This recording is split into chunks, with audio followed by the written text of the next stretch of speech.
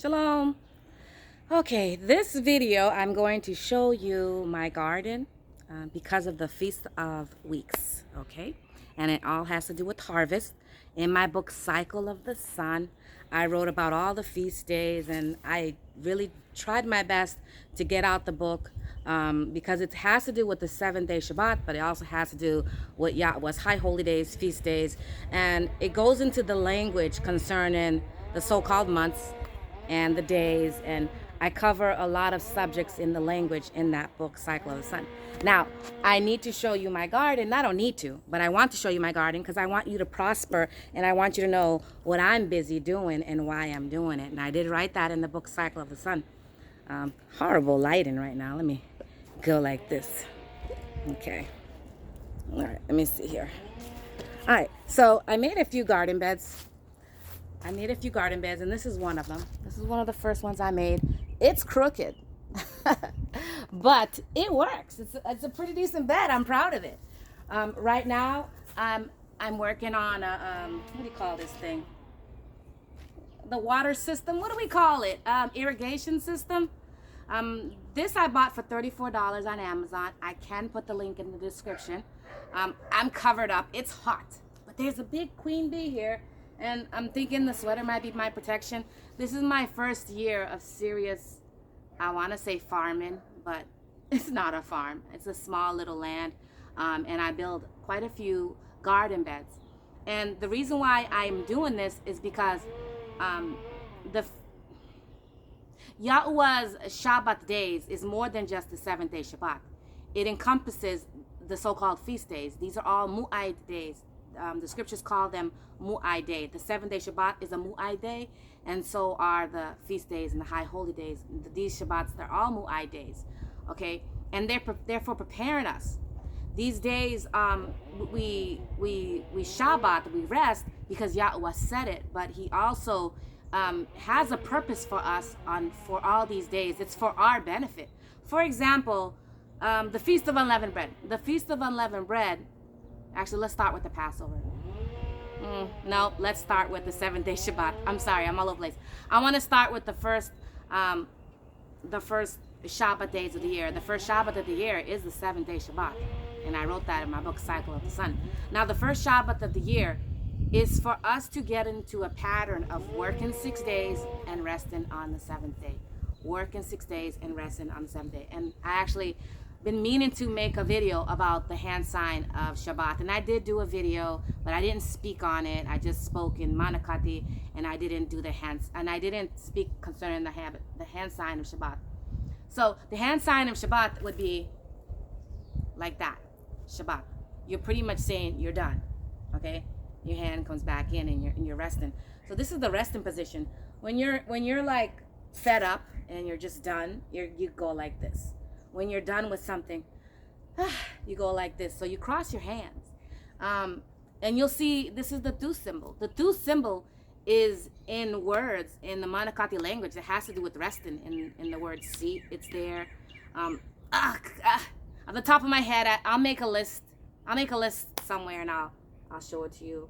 The Tu symbols in many words have to do with rest. And the Shabbat is one of them. And anyways, this is the hand sign of Shabbat. It's like saying you're done and then you come back. The word Shabbat also means complete, end. So these hand sign encompasses all of that. Okay, so the Shabbat day helps us to get into the pattern of resting, working 6 days of resting, so our body can be refreshed. Okay, because on the 7th day, Yahweh said He would barak us on the 7th day, and barak was what the English translators translated as blessed, but it really isn't blessed. Oh, my phone! Someone's trying to call me while I'm trying to do this video, just messing me up. But I'm gonna continue. Okay, and so it's for us to be replenished, and then the next Shabbat of the year is the Passover and the Pesach.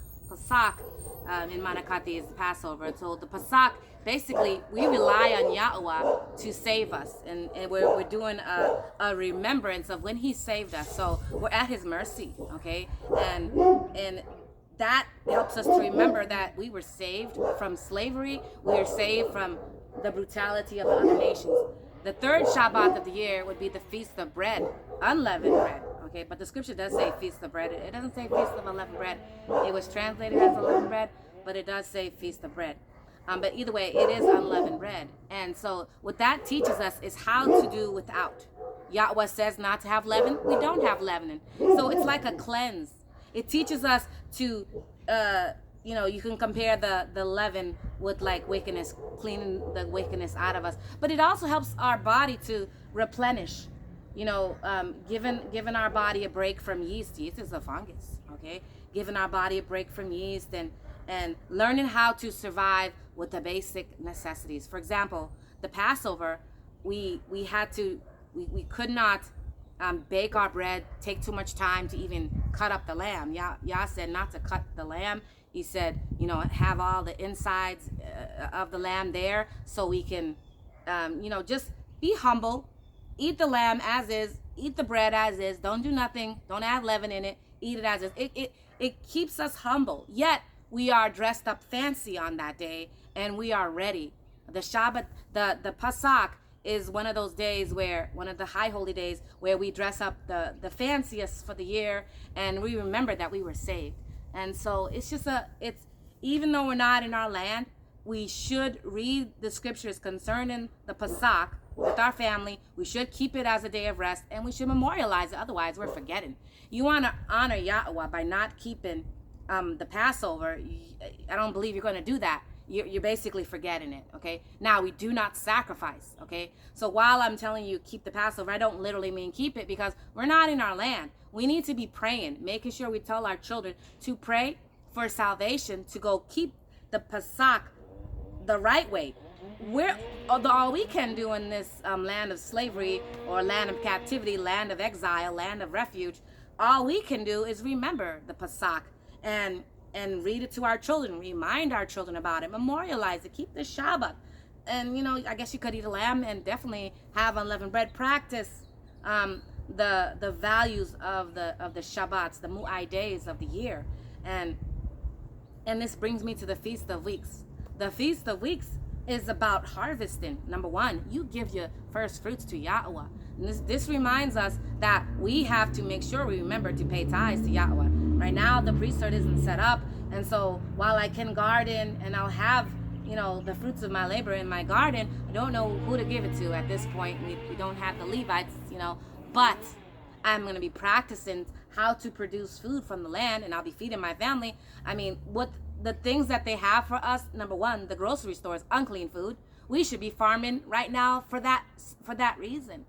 It's unclean, but we should not be so ignorant as to not know how to grow a tomato or a pepper or onions. I'm quite frankly, I have been very ignorant. This year I'm starting to learn. I'm watching videos and I'm posting and I'm sharing it with you on cycleofthesun.com. If you go in the menu, if you check out Feast of Weeks, I'm posting all stuff that I find that are valuable concerning gardening. And even if you don't have a garden, I have ideas that I found concerning, doing, what do you call those things? You can do like a tote garden, there's things on the website. Go check it out.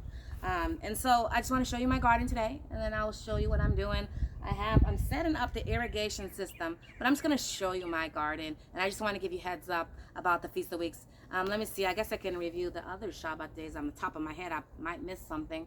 We got the Feast of Tabernacles. That shows us to live humble and to live off the land we can survive without having a house. We can survive in a tent, and that gives us practice so we're not so spoiled. I love Yahweh's Shabbat Mu'ai days because it keeps us humble and it helps us not to be so spoiled. We can be self-reliant. Yahweh is going to barak us. We are going to live in a castle one day, but we still need to stay humble and remember our roots. Remember that, we can survive off the land. We are capable. So farming is a necessity so we can understand our ability to grow food from the land and allow Yahweh to barak you. If you have a small space and you have a pot, you put dirt in it, you grow something, Yahweh will barak you through that process, and you'll have the knowledge and the information. Just definitely check out Cycle of the Sun so you can find out how to do that.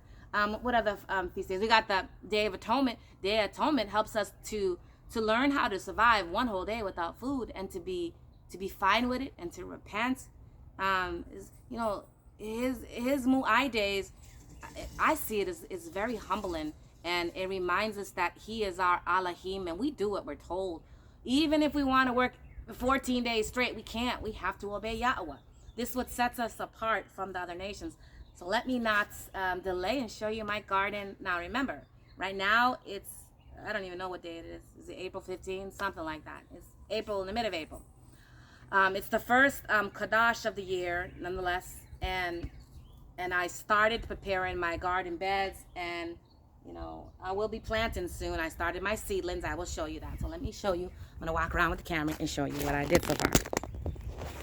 Okay, so let me turn the camera around. Okay, so you saw I got to water it, but I said I'm working on my irrigation system, and I'm setting up. Check out the irrigation. I guess I could show you when I'm done. It's little sprinklers, and it's to save water.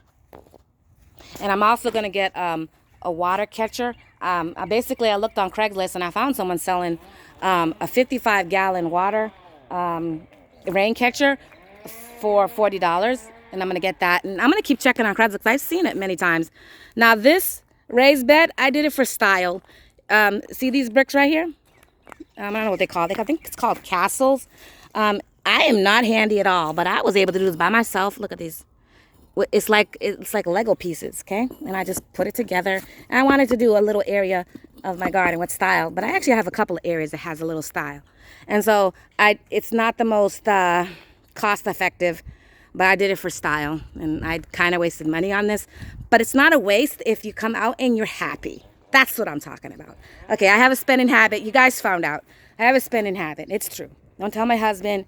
He doesn't know how much I spent. Shh. I don't think he watches my videos. Anyways, this right here, from the delivery of Lowe's, they left me these pallets. And what I did is I put compost in it, or some dirt that I got from them. It's mixed with topsoil and compost.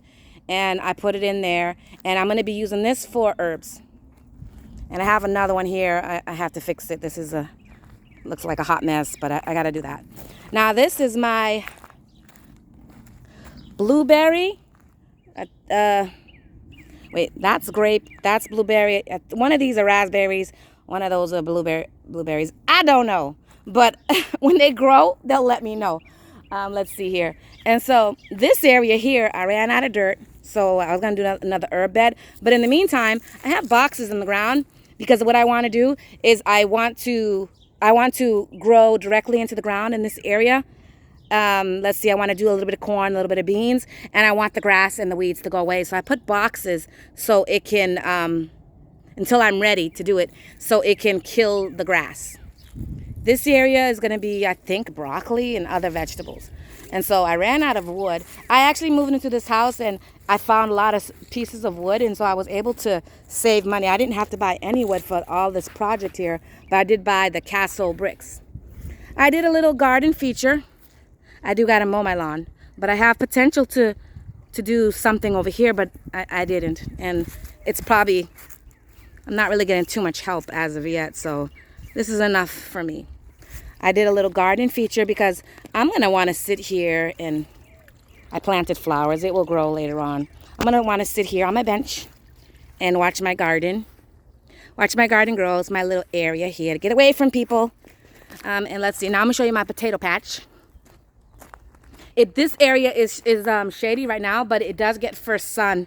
At sunrise, it gets first sun. So I planted some, some purple potatoes, sweet potatoes right over there, and I'll be planting other potatoes later on. Now, this is a funny contraption, and there is a video on Cycle the Sun for you to see, and I thought it was a really ingenious plan. The wood right here falls off when the potatoes are ready, and then all the potatoes just fall out, and it's just like an easy way of getting your potatoes. Instead of a garden bed, I've seen people growing potatoes from a garden bed, and I didn't like it because it just seemed like it's a lot of work, you know. Bill Gates said that he likes to hire lazy people because they always find the easiest way to get the job done. So Bill Gates can hire me. Quite lazy. No, just kidding. I'm not lazy. Okay, so now I'm in my garage. Don't look at my stuff. It's a little bit of a mess. Okay. Anyway, so I have a light on the top, and I kind of made a shelf right here, and I bought LED lamps. Now, I'm a beginning gardener, and so maybe next year will be better, but I did learn from making mistakes, and later on I could tell you the mistakes I've made. My broccoli ended up being leggy. I changed the container. I'm trying to save it, but maybe I need to start all over. My broccoli is leggy. There's a 2-cup system. I posted a video about that. It seems like that's the best way to go upon my research. The herbs, they grow small. I didn't know that they grew so small. Maybe I'm doing it wrong. I don't know. Let's see, we got some peppers and parsley. Okay. And so I'm going to be letting this mature, and then I'll put this in the garden when it's time, and then I'll put in the next seedlings. But this is my video. So that's my yard. That's my garden. Shalom. I hope you enjoyed the video and inspire you. What does your garden look like? Put a link in the comments. I want to see your garden. Why not? Thought we was friends.